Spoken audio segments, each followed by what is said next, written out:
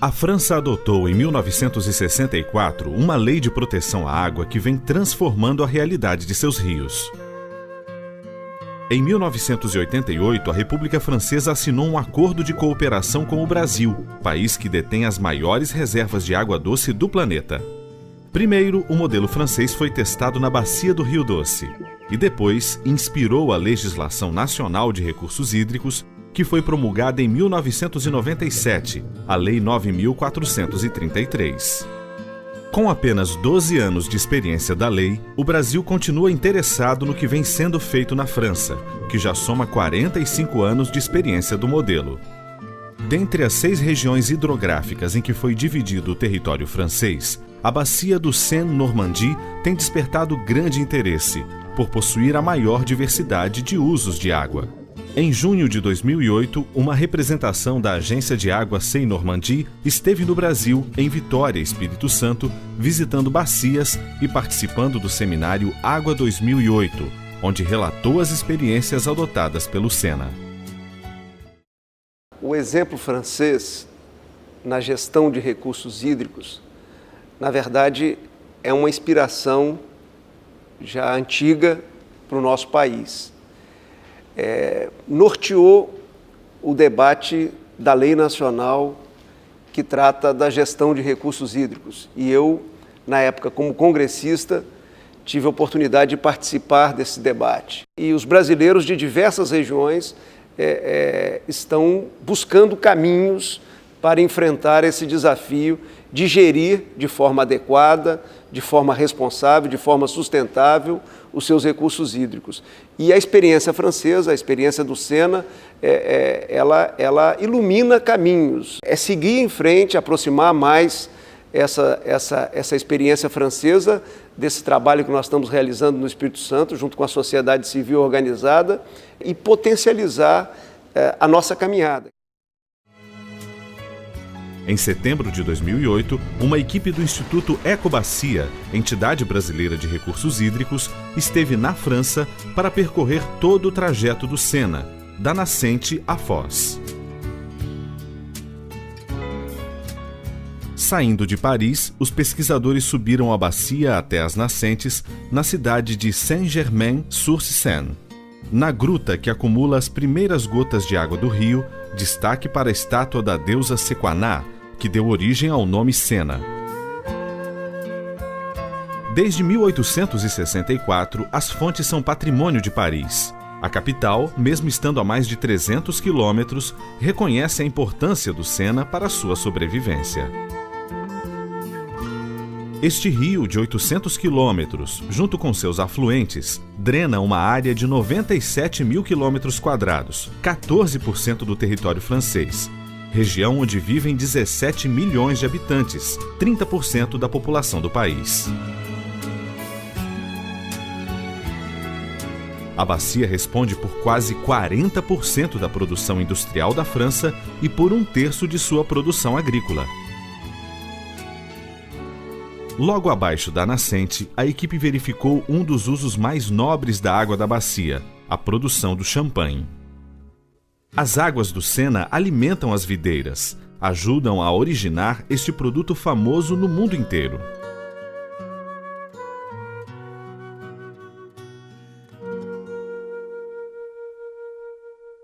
A bacia tem 60% do seu território ocupado com atividades agrícolas. São 100 mil propriedades de tamanhos variados. Atividades como a desta fazenda de produção de batatas e cebola. Aqui, a plantação é irrigada com a água do rio Obi. Além do Obi, os maiores afluentes do Sena são o Yonne e o Marne, e o rio Oise. A hidrografia do Seine-Normandie inclui 417 rios, formando uma rede de 55 mil quilômetros, dos quais 2.450 quilômetros são navegáveis. Continuando a descida do rio, a equipe navegou na região da central nuclear de Nogent-sur-Seine. Em volta, a presença da vida selvagem impressionou.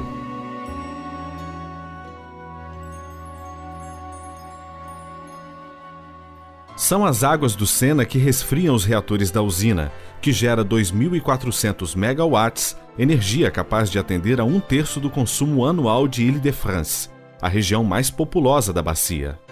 Passando por Marnay-sur-Seine, a equipe visitou o Jardim Botânico, coordenado pelo senhor Didier Rousseau.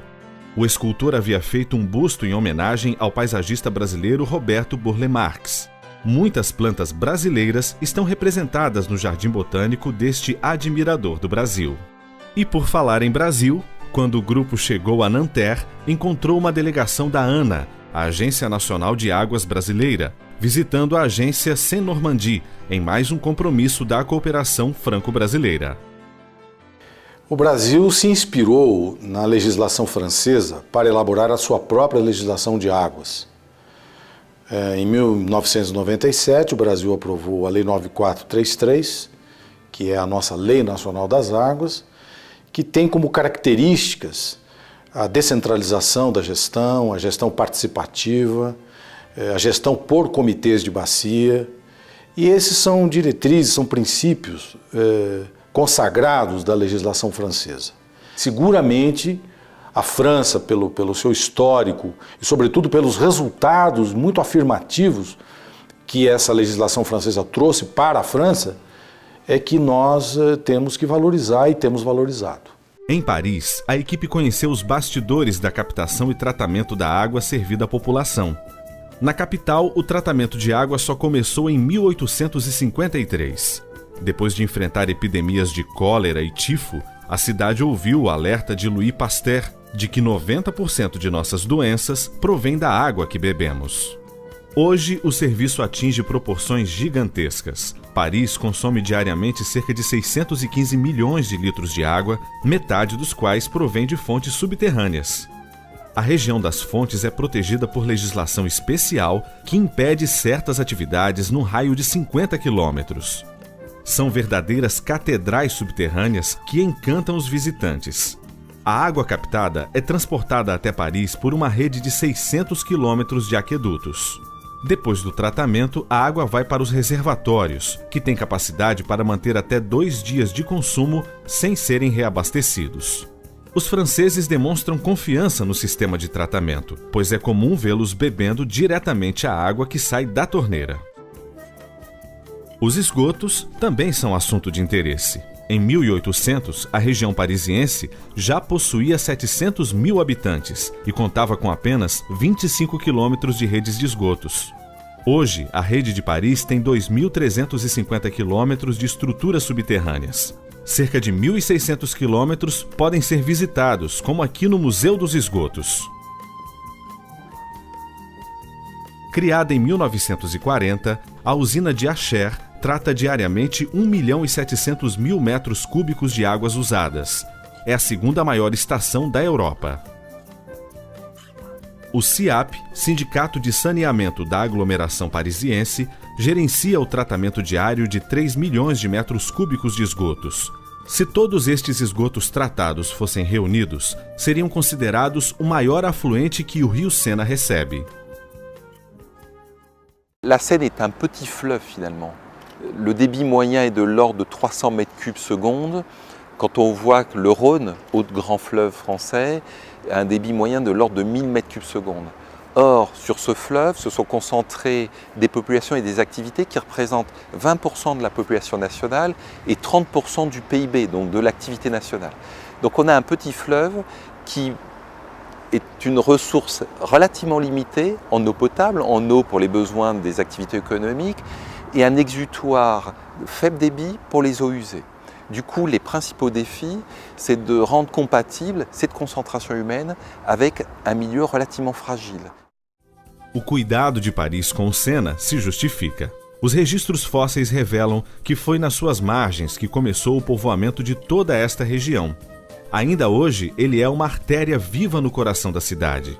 Monumentos de atração mundial estão próximos ao Sena. como a Torre Eiffel e a Catedral de Notre-Dame, que foi construída numa de suas ilhas.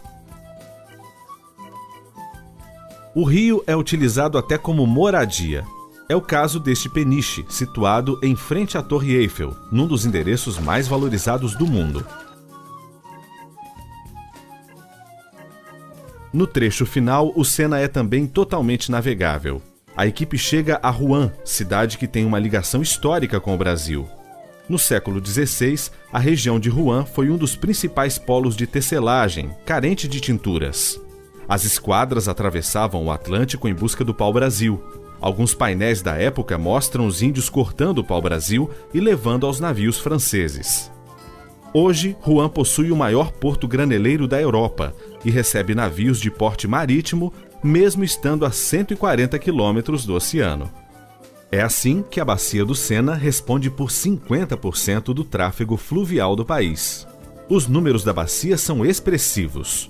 Ocupando apenas 14% do território francês, ela é responsável por 37% do petróleo refinado e 79% da produção de açúcar do país. 60% da produção automobilística francesa vem de indústrias abastecidas com águas do Sena. Essa intensa atividade gerava um consumo enorme de água e causava uma poluição crescente. Para lutar contra isso, a lei francesa colocou em operação o princípio do poluidor-pagador. A agência de água foi constituída para receber os recursos arrecadados e restituir esse dinheiro às iniciativas de restauração da bacia. Em 2008, a agência coletou 800 milhões de euros, cerca de 2 bilhões e 200 milhões de reais. Parte destes recursos foi investida na coleta e tratamento de esgotos das cidades. Nos últimos anos, 3 bilhões de euros foram usados para ajudar as indústrias a tratar seus resíduos. É a aplicação de outro princípio. Quem polui, paga. Quem despolui, é ajudado. La totalité du fleuve Seine se trouve globalement en meilleur état qu'elle n'était il y a 40 ans. Sur le plan écologique, on peut dire que la Seine s'est améliorée, y compris au sein de la capitale même. Alors, pourquoi elle s'est améliorée? Parce que depuis 30 à 40 ans, on a travaillé sur tous les rejets, les effluents, d'une part des collectivités, et d'autre part sur les rejets des industries. A Bacia do Sena também é conhecida pela produção de um patrimônio da gastronomia francesa, o queijo. A vila de Camembert está situada na Bacia Seine-Normandie. Da ordenha das vacas até os preparativos do queijo, tudo ocorre de acordo com a centenária tradição regional e depende da oferta de água, que vem da Bacia do Sena. O olhar brasileiro também percebeu a importância do turismo na região. Próximo à Foz do Sena, fica situada a vila de Étretat, conhecida por suas belíssimas falésias brancas. Com seus atrativos naturais e a receptividade de seus habitantes, o local se tornou parte obrigatória dos roteiros de visitação neste país que soube se transformar na principal destinação turística do mundo.